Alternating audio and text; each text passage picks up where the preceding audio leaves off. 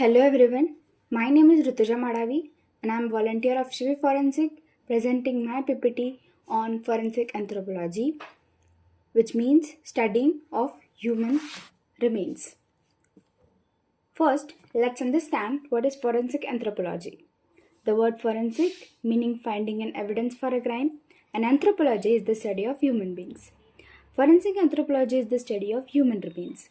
This method aids law and enforcement in collection and analysis of human remains to establish biological profile and the cause of death.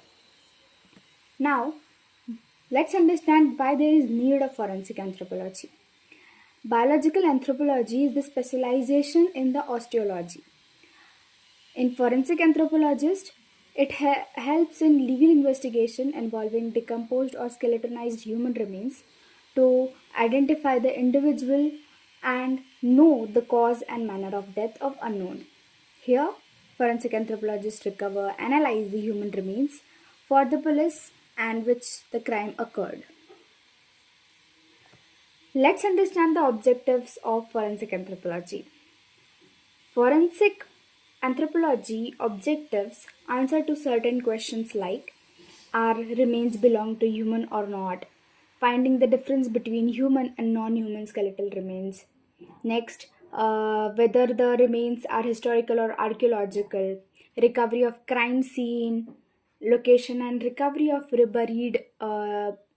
buried parts, and knowing the various archaeological field methods and understanding the rate of decomposition of skeletal parts. Moving to the next slide, the title itself suggests the dead can talk. Yes, the dead parts of the skeleton can give various clues and ideas about which the crime has occurred. The first step in homicide investigation is to identify the victim, concerning the relatives of deceased, knowing the judicial authorities of that deceased person, and identifying identify and locate the missing person, understanding the cause and manner of death, identifying the perpetrator in homicide, and prosecute the murder in the court of law. Moving to the next slide, these are the pictures where skeletal remains are found. First picture is found in the soil and where you can see the skeleton in the sand particles. Second, in the soil, skeleton which is broken from the leg is found in the soil. Third is the skeleton which is arranged in the laboratory. Moving to the next slide.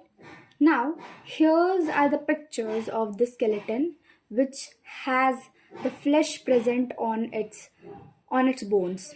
Where these types of skeletons are hard to identify, and determining age traces is hard to find here, as there you can see the muscle fibers are still there, the skin hairs are still under the flesh, the body is not yet properly decomposed. Moving to the next slide, here are the pictures of the skeleton parts found in the soil which is halfly decomposed by the soil bacteria. So decomposition rate of if is faster, then it is hard to identify the individuals. To get the traces, it's hard to find it. So here are some pictures of the decomposition of the remains. Moving to the next slide, there are various methods of forensic anthropology, but few I have mentioned here, which are 5 of them, and first is determination of sex. So, as there is somewhat difference between the skeleton of female and male, as the pivotal bones differs the female, through the method of sexual dimorphism, we can know the skeleton belongs to female or male. Second, determination of stature. Understanding the multiple different skeletons through multitude different regions and backgrounds gave the stature idea. Third is determination of age. Whether the skeleton belongs to child or the adult ones, by counting the number of bones present in the skeleton, we can get the age of that particular skeleton. Fourth is age estimation of living individuals. Individuals has reached a specific age threshold in cases criminality, liability, such as prosecution, human trafficking, etc., etc. Now, fifth is the determination of ancestry. Anthropologists estimate the individual's ancestry due to three basic shapes.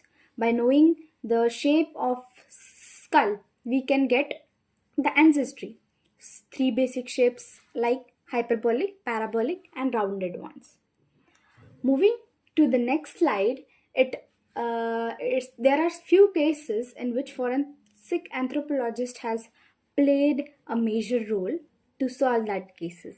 First is the skeleton in the well, which occurred in US 2005. A skeleton was discovered in the old well of Kansas, and forensic anthropologists here identified the remains, those of Alonzo Brook, and which disappeared in 2004. And with the help of forensic techniques, they foul play reopened the cold case.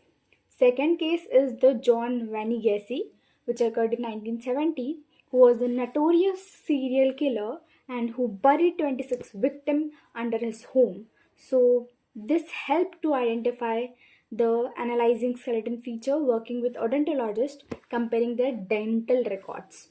Fourth is Anastasia Romanov case in 1991, where the family skeleton was discovered in Russia, and as anthropologists examined the bones, confirming the identities, disproving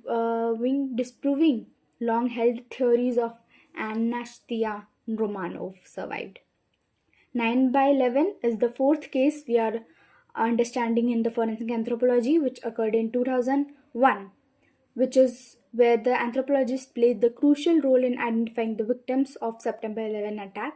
Skeleton fragments worked alongside of forensic pathologists to confirm the identities amidst widespread destruction.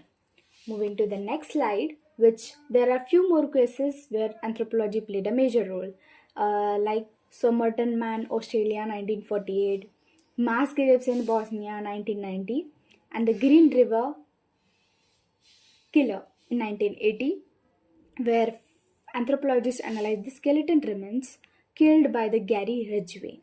So here you can read some of the cases given in the case of forensic anthropology, and these are the references from which websites I have taken the extract, articles, and suggested recommended topics you can discover on this website. I hope you like my PPT. Here is the end of the PPT.